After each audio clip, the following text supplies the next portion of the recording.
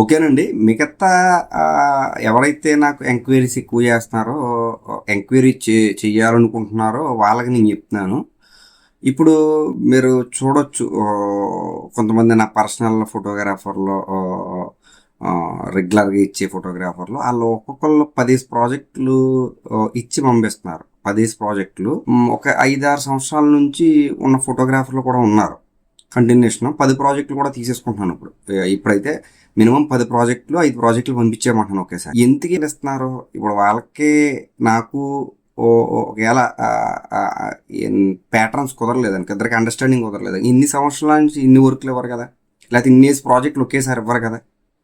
ఇస్తున్నారంటే ఏంటి, వాళ్ళకి వాళ్ళ క్లయింట్లకి నేను చెప్పిన చెక్ లిస్ట్ పెట్టింది అతనికి అండర్స్టాండ్ అయ్యింది, వాళ్ళ క్లయింట్లకి అండర్స్టాండ్ అయ్యి వాళ్ళిద్దరికీ కూడా ఒక కమిట్మెంట్తో ఉన్నారు. అంటే వాళ్ళు యాక్సెప్ట్ చేయగలిగారు, అంటే ఒక క్లారిటీతో ఉన్నారు. ఎక్కడా కూడా ల్యాగ్స్, లేట్స్ ఇట్లాంటివి ఉండవు. ఇన్స్టెంట్గా డే బై డే నా చేత రోజు వర్క్ చేయించుకుంటారు. ఏ ఒక్క రోజు కూడా నన్ను ఖాళీగా ఉంచరండి, గుర్తుపెట్టుకోండి. నేను సెలవు తీసుకోవాలి తప్ప వాళ్ళని అడిగి వాళ్ళ సెలవు ఇచ్చే పరిస్థితి ఎట్టి పరిస్థితుల్లో ఉండదు. విత్ 365 days, వీక్లీ 7 days కూడా. ఇది గుర్తుపెట్టుకోండి. అంత హెవీ వర్క్ ఉంటుంది నాకు, లోడ్. అంటే నేను కమిట్ అయిన వ్యక్తులతో మాత్రమే క్యారీ అవుతాను. ఇప్పుడు గుర్తుపెట్టుకోండి, మళ్ళీ చెప్తున్నాను, ఒక ఎడిటర్ ఒక 4-5 మాత్రమే వర్క్ చేయగలుగుతాడు. అది ప్రాపర్ వర్క్ ఇచ్చే ఫోటోగ్రాఫర్లతో. అంటే వాళ్ళు మనం నమ్మారు కాబట్టి మనం కూడా వాళ్ళని నమ్మి వేరే వాళ్ళ క్లయింట్లతో వర్క్ తీసుకోకుండా ఒక అండర్స్టాండింగ్తో వెళ్తాం. ఎప్పుడు కొత్త వర్క్ తీసుకోవచ్చు అంటే వీళ్ళతో నాకు ఆర్గ్యుమెంట్ కుదరక, లేకపోతే ఏదైనా డిస్కషన్ వచ్చి వీళ్ళు క్విట్ అయిపోయినప్పుడు ఇంకొకరు హయ్యర్ చేసుకుని యాడ్ చేసుకోవాలి. ఇది పరిస్థితి. నేను అట్లా ఒక క్లారిటీతో ఉండే వ్యక్తిని. నేను దృష్టిలో పెట్టుకోండి, నేను చెక్ లిస్ట్ పెట్టడం జరుగుతుంది ఎవరికైనా సరే, అది ఖచ్చితంగా చదువుకోవాలి. ఆ చెక్ లిస్ట్ యాక్సెప్ట్ చేశారంటే అవతల వ్యక్తి స్ట్రాంగ్, ఒక క్లారిటీ ఉన్న వ్యక్తి అన్నది నా లెక్క. అది యాక్సెప్ట్ చేయలేని వ్యవహారాల్లో మళ్ళీ తిరిగి మ్యాక్సిమం కాల్ చేయరు. అంటే ఎంక్వైరీలు ఎలా చేస్తారు, చాలాసేపు మాట్లాడతారు.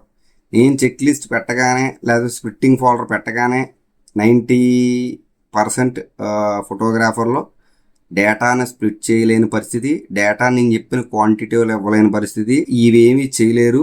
కస్టమర్లతో కూడా, వాళ్ళ కస్టమర్లతో ఈ ఒక చెక్ లిస్ట్లో పెట్టిన ఒక టర్మ్స్ ఖచ్చితంగా ముందుగానే ఎక్స్ప్లెయిన్ చేయలేరు. ఇవన్నీ చేస్తే ఇన్ని ఇబ్బందులు రావు.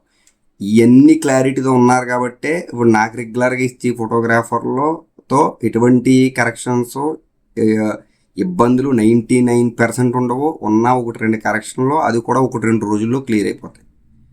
ఈవేళ వాళ్ళ పీడిఎఫ్ పెడతారు, నాతో వాళ్ళతో గంటల డిస్కషన్ కూడా ఉండవు, జస్ట్ ఫోన్ కాల్ కూడా చేయరు. పీడిఎఫ్ పెడతారో నేను డౌన్లోడ్ చేస్తాను, బిల్లు పెడతాను, డిజైన్ చేస్తాను, పీడిఎఫ్ పెడతాను, 1-2 రోజుల్లో కరెక్షన్ చెప్తారు, ప్రింటింగ్ పంపుతాను. మళ్ళీ వాళ్ళ కార్గో ద్వారా వాళ్ళ ఏపీసీ ఆర్టీసీ అయితే ఏపీసీ ఆర్టీసీ, తెలంగాణ ఆర్టీసీ అయితే తెలంగాణ ఆర్టీసీ, ఆ డిపోకి డిస్ట్రిబ్యూట్ అయిపోద్ది. అక్కడ నుంచి తీసుకుంటారు, మిక్సింగ్ కూడా తీసుకుంటారు, కలిపి ఒకేసారి క్లయింట్లకు ఇచ్చేస్తారు. ఇంతే మనం చేసేది. అంటే మీరు డ్రైవ్ పెట్టారా, నేను డిజైన్ చేసానా, మీకు ఇచ్చానా అన్నట్టు ఉండాలి. ఇది క్లారిటీ. ఈ క్లారిటీతోనే నా క్లయింట్స్ అందరూ ఉంటారు. అందుకు గుర్తుపెట్టుకుండా మరొక విషయం చెప్తున్నాను, నాకు ఒక క్లయింట్ 100 షీట్ల ఆల్బమ్ ఇస్తారు. అది ఈ 100 షీట్లు అంటే ఒకటే ఆల్బమ్ అని కాదు, అది బర్త్డే అయినా, హాఫ్ శారీ అయినా, ఏదైనా కలిపామని. నేను 100 షీట్లు మాత్రం ఒక క్లయింట్కి నేను వర్క్ కంప్లీట్ చేస్తాను మంత్లీ. అలాగే ఒక 3 గంటల మిక్సింగ్, రెగ్యులర్ మిక్సింగ్ చేసేవడం జరుగుతుంది. ఈ 3 గంటల మిక్సింగ్ 100 షీట్ల ఆల్బమ్ చేయాలంటే నాకు వారం రోజులు పడుతుంది. నాకు 4 క్లయింట్స్ ఉన్నారు. ఈ 4 సేమ్ ఎట్లానే ఇస్తారో వీళ్ళందరికీ చేయటానికి నాకు 4 రోజులు వర్క్ సరిపోతుంది. సోలోగా నేనే పెర్ఫామ్ చేస్తాను కాబట్టి నాకు సరిపోతుంది. అందుకు నేను ఎవరినే గిచ్చి నాకు వర్క్ ఇవ్వండి అని అట్లా ఆ రిక్వెస్ట్లు చేసి అడగను. మీకు ఒక రెస్పాన్సిబిలిటీ ఉండి మీరు అవి హ్యాండిల్ చేయగలుగుతాను, ఇది నేను చెప్పిన చెక్ లిస్ట్ హ్యాండిల్ చేయగలుగుతాను, కస్టమర్తో మాట్లాడికి మీరు ఒక అభిప్రాయానికి వచ్చి ఒక క్లారిటీతో ఉంటాను అన్న వ్యక్తులు సంప్రదించండి. వాళ్ళతో నేను జర్నీ చేస్తాను. ఖచ్చితంగానే ఎంక్వైరీస్ చేస్తున్నారు. కాకపోతే దాన్ని ఆ యొక్క టర్మ్స్ అండ్ కండిషన్స్ మీరు నిలబెట్టుకోలేని పరిస్థితితో, లేకపోతే కస్టమర్లకు చెప్పలేని పరిస్థితితో, డేటాను స్ప్లిట్ చేయలేని పరిస్థితితో, ఏం పరిస్థితితో ఆ లోపాలు ఉండడం వల్ల మనం వెనకబడతాం.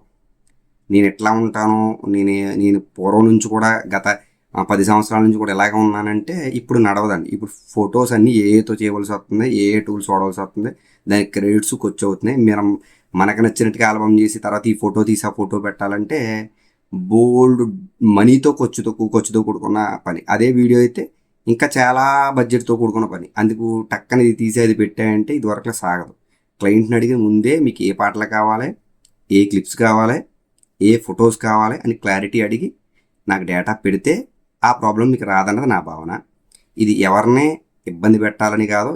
నాకు ఇచ్చి ఫోటోగ్రాఫర్లో వీళ్ళే గొప్పవాళ్ళు అని అనట్లేదు. వీళ్ళు బిగినర్ స్టేజ్లో నాకు వచ్చారు.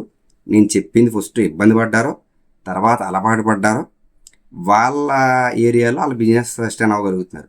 ఇది నేను చెప్పొచ్చు. ఇది అందుకు మీరు ఆలోచించి మిగతా వాళ్ళందరూ కూడా ఇలా ముందుకు పోవాలని చెప్పేసి దీనికి ఒక పద్ధతి ప్రకారం వెళ్ళాలని చెప్పేసి నేను కోరుకుంటున్నాను. ఓకేనండి. సదా మీ సేవలో మీ భాస్కర్ యాడ్స్. నా ఫోన్ నెంబర్ 9866698709. జై హింద్.